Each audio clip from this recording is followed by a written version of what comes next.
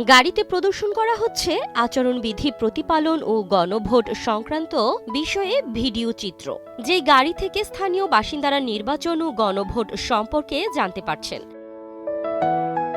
ত্রয়োদশ জাতীয় সংসদ নির্বাচন 2026 উপলক্ষে জয়পুরহাটের সাধারণ ভোটার ও শিক্ষার্থীদের মাঝে প্রচারণা চালানো হয়েছে। জয়পুরহাটের পাঁচবিবি গোহাটি এলাকায় ভোটের গাড়ির মাধ্যমে এই ভিডিও চিত্র প্রদর্শন করা হয়।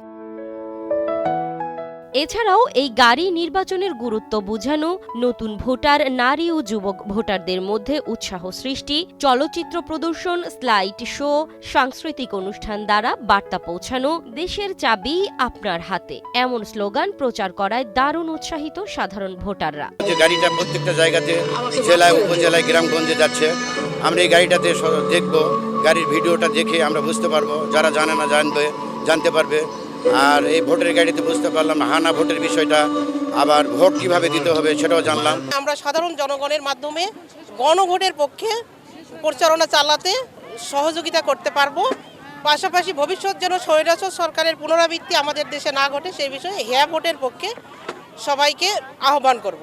স্থানীয় উপজেলা নির্বাহী কর্মকর্তা ও সহকারী রিটার্নিং কর্মকর্তা মোহাম্মদ সেলিম আহমেদ জানান, আগামী ত্রয়োদশ জাতীয় সংসদ নির্বাচনে ভোটারদের গণভোট দিতে এবং গণভোটের বিষয়বস্তু সম্বন্ধে অবহিত করতেই এমন প্রচারণার আয়োজন করা হয়েছে। আমাদের এই উদ্দেশ্য হচ্ছে পাঁচবিবিতে 2,11,548 জন ভোটার রয়েছে প্রায়।